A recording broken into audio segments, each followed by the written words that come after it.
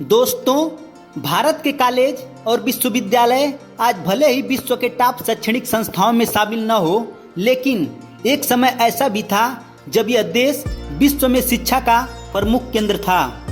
भारत में ही दुनिया का पहला आवासीय विश्वविद्यालय खुला था, जिसे हम नालंदा विश्वविद्यालय के नाम से जानते हैं। दोस्तों, इस विश्वविद्यालय की स्थापना 450 ईस्वी में हुई थी। नालंदा विश्वविद्यालय प्राचीन भारत में उच्च शिक्षा का सर्वाधिक महत्वपूर्ण और विख्यात केंद्र था। प्राचीन नालंदा विश्वविद्यालय की स्थापना गुप्त काल के दौरान 5वीं सदी में कुमारगुप्त प्रथम ने किया था।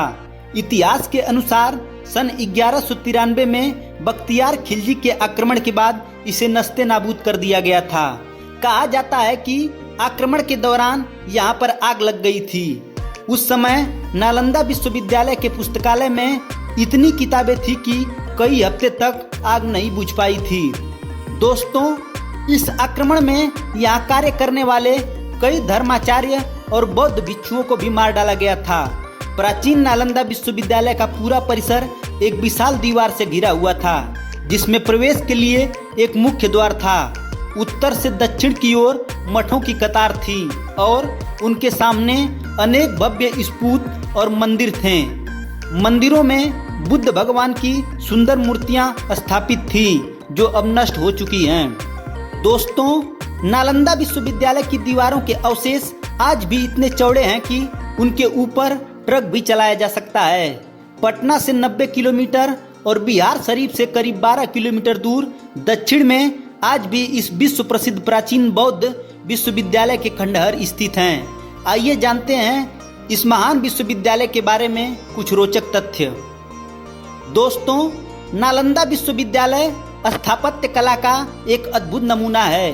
आपको जानकर हैरानी होगी कि इस विश्वविद्यालय में 300 कमरे, 7 बड़े बड़े कक्ष और अध्ययन के लिए 9 मंजिला एक विशाल पुस्तकालय था, जिसमें एक समय में 3 लाख से भी अधिक किताबें मौजूद थीं।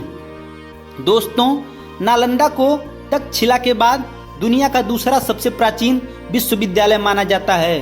वहीं आवासीय परिसर के तौर पर यह पहला विश्वविद्यालय है। यह 800 साल तक अस्तित्व में रहा। इस विश्वविद्यालय में विद्यार्थियों का चयन मेरिट के आधार पर होता था और यहाँ छात्रों को निःशुल्क शिक्षा दी जाती थी। इसके साथ उनका रहना और खाना भी पूरी तरह निःशुल्क होता था। दोस्तों, इस विश्वविद्यालय में एक समय में 10,000 से ज़्यादा विद्यार्थी शिक्षा ग्रहण करते थे और 2700 से ज़्यादा अध्यापक उन्हें शिक्षा देते थे। नालंदा में सिर्फ भारत ही नहीं बल्कि कोरिया, जापान, चीन, Tibet, Indonesia, Iran, Greece, Mongolia समेत कई दूसरे देशों के छात्र भी पढ़ाई के लिए आते थे। दोस्तों, नालंदा की स्थापना 5वीं शताब्दी में गुप्त वंश के शासक सम्राट कुमारगुप्त ने की थी। इसे महान सम्राट हर्षवर्धन और पाल शासकों का भी संरक्षण मिला था। नालंदा में खुदाई के दौरान ऐसी कई मुद्राएं भी मिली जिससे इस बात की पुष्टि हो गई थी। इस विश्वविद्यालय की स्थापना का उद्देश्य ध्यान और अध्यात्म के लिए एक स्थान बनाने से था। ऐसा भी कहा जाता है कि गौतम बुद्ध ने कई बार यहाँ की यात्रा की और यहाँ पर रुककर ध्यान लगाया था।